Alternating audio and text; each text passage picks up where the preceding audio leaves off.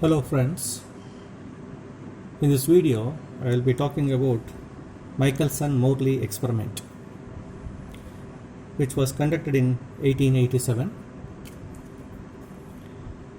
by Michelson, American scientist. Later on he gets Nobel Prize in 1907 for precision measurements in optics.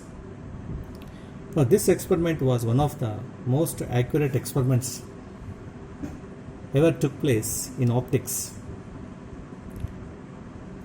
and this experiment gave very important result. Later on, this experiment paved the way for special theory of relativity. What was the aim of this experiment? Aim of this experiment was presence of ether medium in space. To detect ether medium. What is this ether? Why did they get this question? For that, at that time people thought sound do not propagate through vacuum. It needs material medium for its propagation. For sound waves, they need material medium. Similarly, they thought light, which also propagates like wave, should need a medium for its propagation. Because we get light from sun and other stars, and the light is traveling to reach us. So then they thought between sun and the earth there is a medium, and that medium they called it as ether medium. And this ether medium is there everywhere in the space. So if you can measure by some means the presence of ether, it might be a stationary medium or a moving medium. In either case, we should be in a position to measure this. For that, this Michelson-Morley experiment was conducted. Earth is here, sun is here, earth is moving around the sun in elliptical orbit. As the earth goes, now it is going through the ether medium. If you do any experiment on the earth, even that experiment will go through the ether medium. Experimental setup will go through the ether medium. So that is why they conducted the Michelson-Morley experiment, so that they can find out the presence of the ether medium. The experimental setup is like this. A source of light source. It's a monochromatic source. A monochromatic light source here. And there is a plate P here, which is a half silvered glass plate, which has got the property of reflecting as well as transmitting. The reflected light from here, it goes up, and there is a mirror M1, and from here again it comes back to this point. The transmitted beam in this direction goes up to here, there is a mirror M2, and again it comes back here. So at this point, transmitted and reflected one, at this point reflected and again reflected to this point. There are two waves which meet here and they travel like this. There are two waves. If there are two waves, coherent waves, one can expect interference fringes, which will be like this, which can be seen through the telescope. So this is the experimental setup. Then I'll come to second diagram. Now in this diagram, we have incorporated the idea of velocity of the earth, because on the earth this experiment is done on the velocity of the earth has to be considered here, and the entire setup is in the ether medium. So that is why we have redrawn the geometry here. I will see here. This is the source of light. Light is incident on a glass plate, just like as we have shown here, right? So in this diagram also we have got a glass plate, and this is the reflected one goes to M1 and transmitted one goes to M2. Now, since Earth is moving with velocity v, so whole apparatus is moving with velocity v. Let us say from here to here, time taken is, let us say, t1. In the same time t1,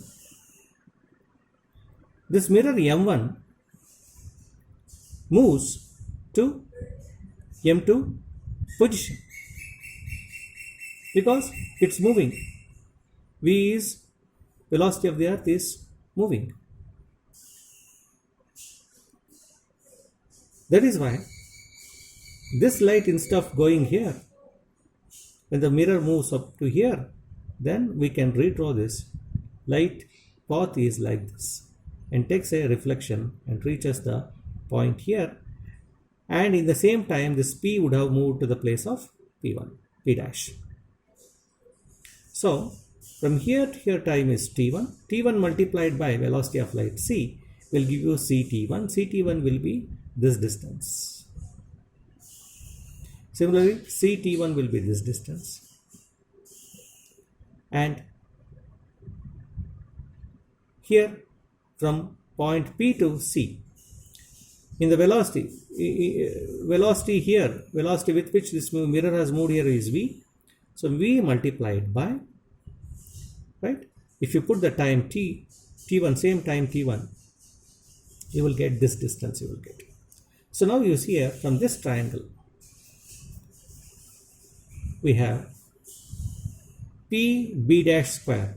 Pb dash square will be equal to Pc square.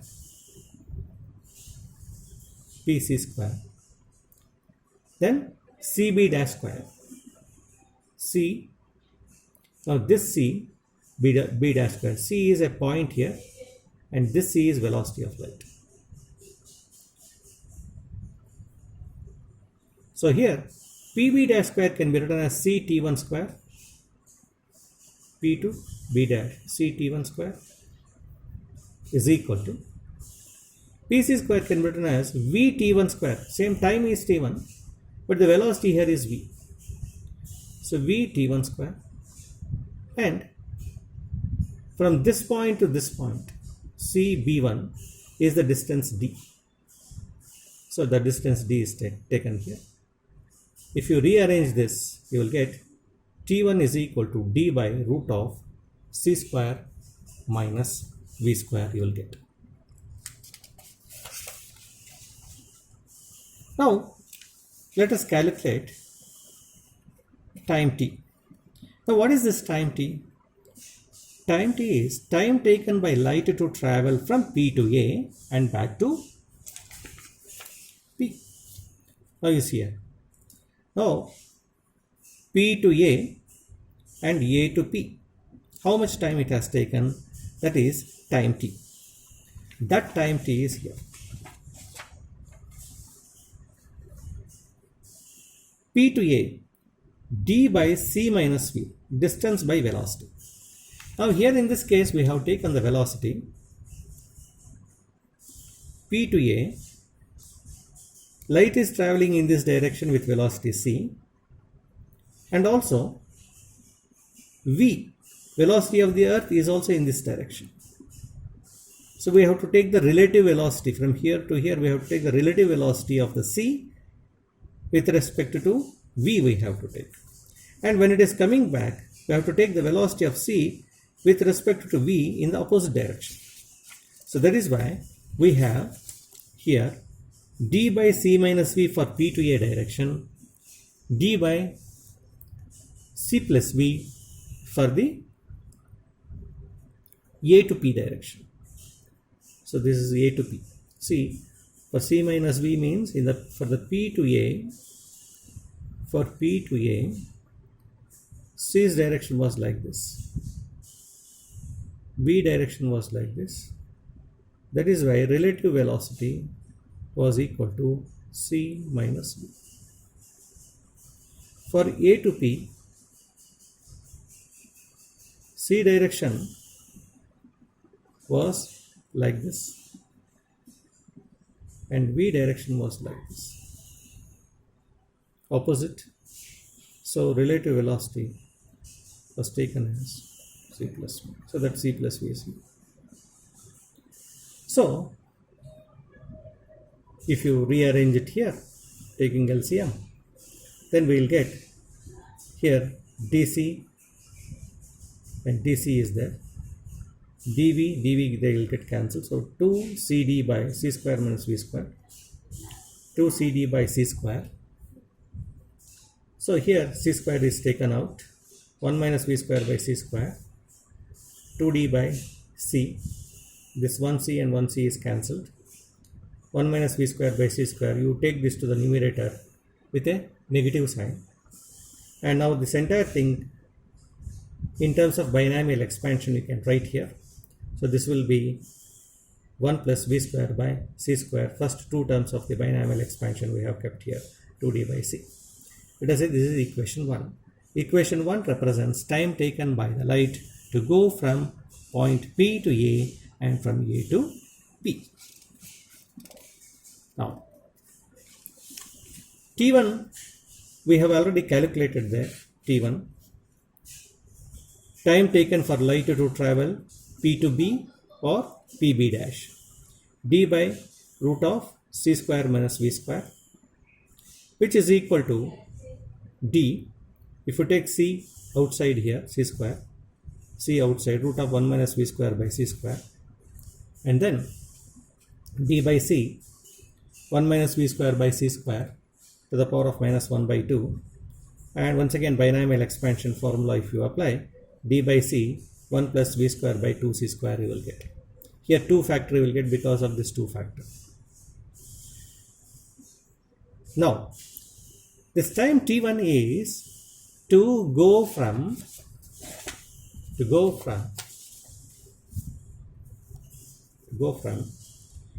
P to B dash. For B dash to P dash, another T1 is there. So total time taken we have to take as T1 is equal to 2T1. So that is why 2 times of D by C, 1 plus V square by 2C square. This one is multiplied by 2. So now for the two arms, PA was one arm, PB was another arm in the experiment. For the two arms, time we have calculated, time taken. And if you observe here, T1, there is in the denominator 2 factor is there.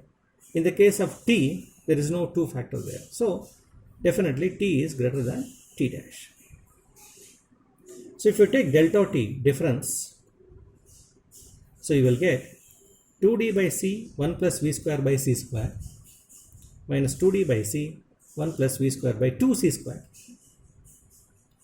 Here 2D by C into 1 minus 2D by C into 1, they will get cancelled. Next 2D by C V square by C square, 2D by C V square by 2C square if you take, right? 2D by C, if you take common factor, V square by C square you take common factor, so you will get 1 minus 1 by 2. And then this 2 and 2 can be cancelled and you are left with d V square by C cube.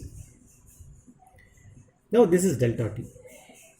Now this time difference can be written in terms of path difference.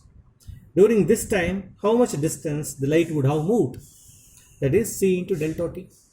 So C into delta T will give rise to dV square by C square. So this is the path difference between the two light rays. One is going in the PA direction and back, another is going in the PB direction and back. This is the path difference. So there is a path difference between the two waves reaching the telescope. dv square by c square is the path difference. If the experimental setup is rotated through 90 degrees, then the path difference will be 2 times of dv square by c square. For this 2 you have to multiply, because the arms will change. Arms will change. Now how the experiment is rotated now, we'll get into that aspect.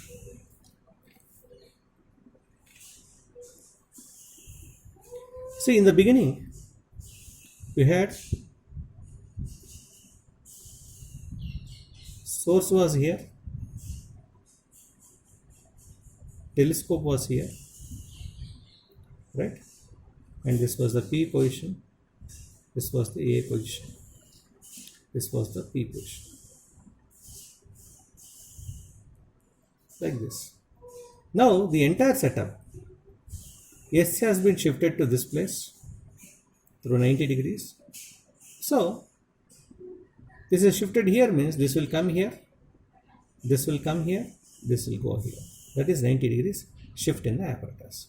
When you do that, this arm will come here, this arm will come here. Earlier PA arm was along the earth direction. Now it is perpendicular to the earth direction. In the beginning, PB was perpendicular to the direction of the earth. Now it has become parallel when it is rotated through 90 degrees. So that is why there is a path difference, extra path difference will be there. And because of this path difference, now in the experiment they expected, by measuring, by putting the value of V, by substituting the value of C, by D distance they have taken, whatever D distance they have taken in the experiment they have substituted, and they expected a fringe shift when they rotate the experiment through 90 degrees. They expected a fringe shift of 0.4. When they rotate the experiment setup, they expected a fringe shift of 0.4. Though they had accuracy of 0.1 precision measurement, their apparatus was so accurate that apparatus was capable of measuring even 0.1 shift. But 0.4 they could not measure it. It's a bigger one. Even this small shift also they can measure with their apparatus, but this measurement could not do it. That means there was no shift at all. They did not see any fringe shift. This is the null shift. Null means 0. There is no shift. So what is the conclusion drawn by the experiment? Ether's presence in space is ruled out. Then they decided ether is not there. If ether was there, it would have definitely shown the fringe shift. No ether is present in space. That was one of the major conclusions they have drawn. And from this, Einstein makes one more postulate. Out of two postulates, one he derives from this experiment. C is constant, he says. Velocity of light is constant. 3 in 10 to the power of 8 meters per second is same from any inertial frame of reference. C plus V in the above calculation should not be taken. We have taken relative velocity C plus V we have taken. For C we have added the velocity of the earth V. He says that should not be added. Since you have added, you are expecting a path difference of this much and you are expecting a fringe shift. So if you don't add that, you will not get any path difference, so there will not be any fringe shift.